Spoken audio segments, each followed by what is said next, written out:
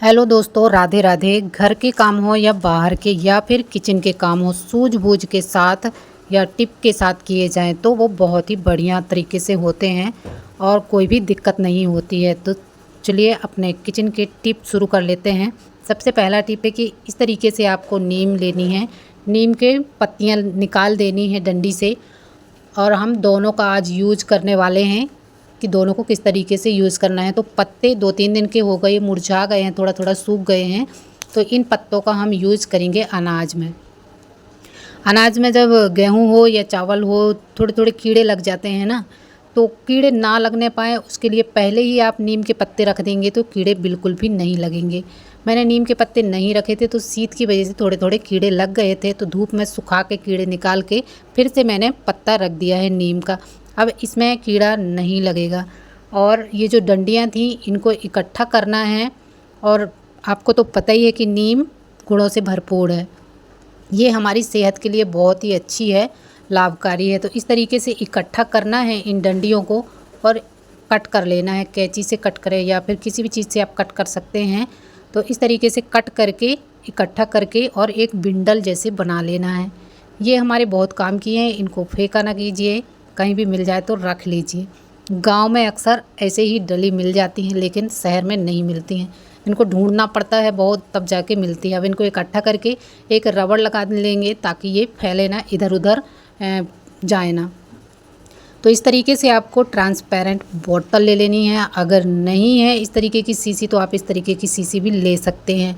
अब जब भी आप खाना खाएं तो सामने ही इसको रखें। टूथपिक की हमको ज़रूरत पड़ती है तो हम इसका यूज़ करेंगे तो हमारे दांतों में किसी भी तरीके के बैक्टीरिया पैदा नहीं होंगे। और देख लेते हैं अगला टिप। इस तरीके का जो सेफ्टी पिन होता है ये अक्सर इस तरीके से अगर खुल जाती हैं ना तो इधर उधर पड़ी रहती हैं। फिर जब हमको ज़रूरत पड़ती है तो ढूंढने पे भी ये नहीं मिलती हैं क्योंकि ये फैल जाती हैं इधर उधर। तो आपको लेना है इस तरीके का रबड़।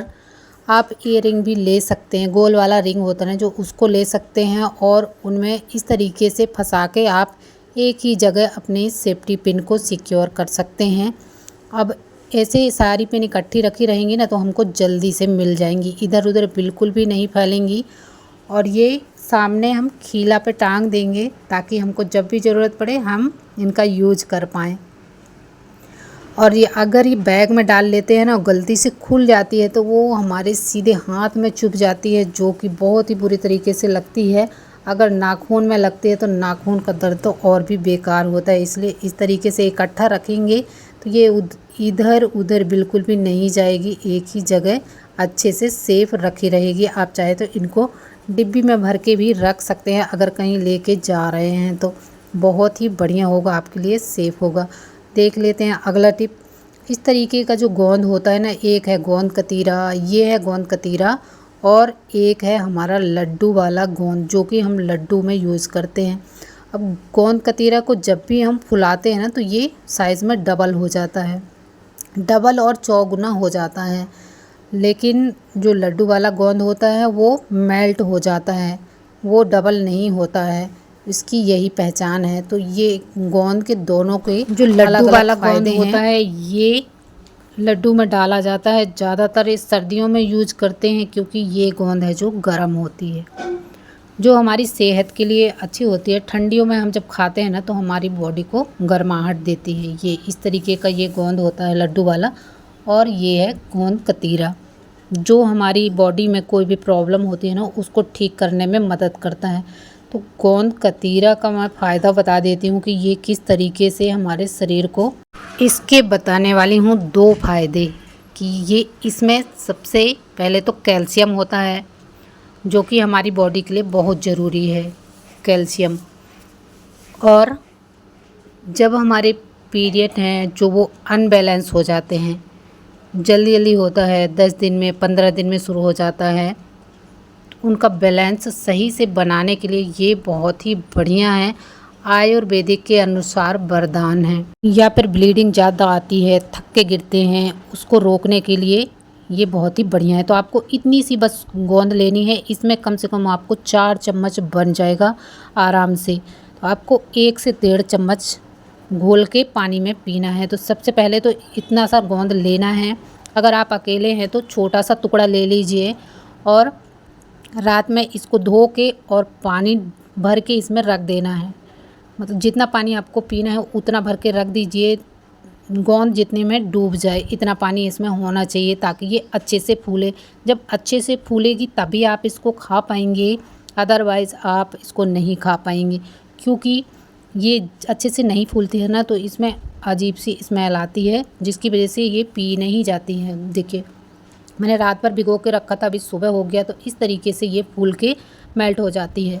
देखिए कैसे हो गई है। अभी इसका आपको पीना है तो 1 चम्मच, और 1 चम्मच से आप 1.5 चम्मच ले सकते हैं, वो भी खाली पेट। तो सुबह सुबह खाली पेट ही लेनी है, तभी जाके आपको फ़ायदा मिलेगा।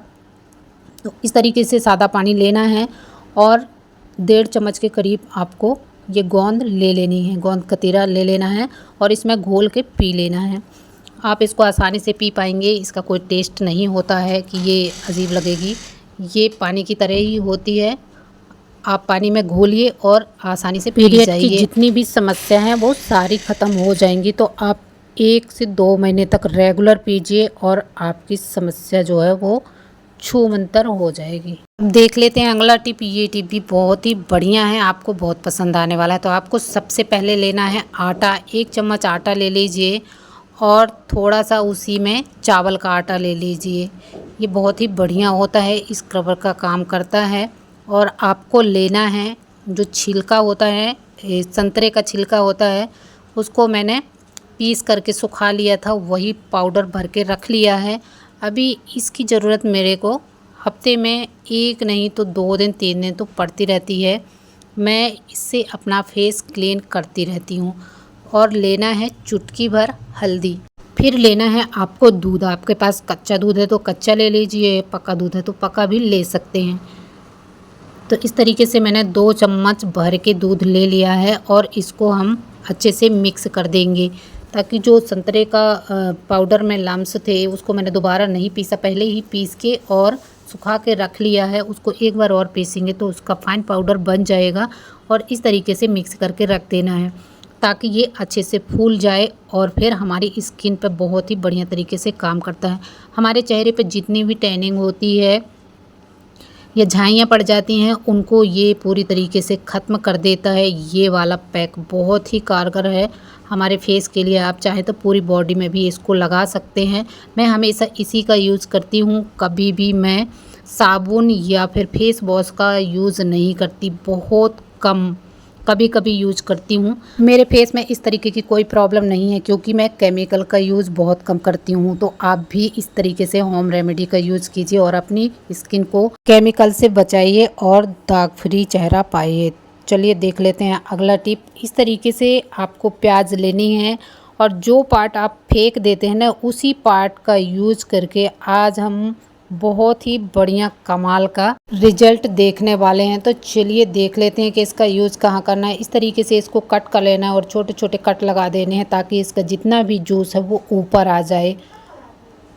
देखिए इस तरीके से इसका जूस ऊपर आ जाता है। और जो हमारे बोर्ड इतने गंदे हो जाते हैं ना, बार बार हम इनको टच करते हैं तो गंदे तो हो ही जाते हैं, क्योंकि हम इनको बहुत दिन में साफ़ करते हैं, इनकी तरफ ज़्यादा ध्यान ही नहीं जाता है, जबकि इन्हीं का सबसे ज़्यादा यूज़ होता है।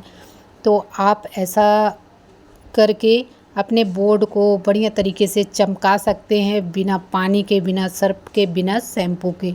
इससे साफ़ करेंगे तो कोई भी खतरा नहीं होता है करंट लगने का। आपको बस ये टुकड़ा ले लेना है जो फ्री का टुकड़ा है। इसको हम कचड़े में फेंकने वाले थे, लेकिन इसका यूज़ करके आज हम अपने बोर्ड को चमकाएंगे।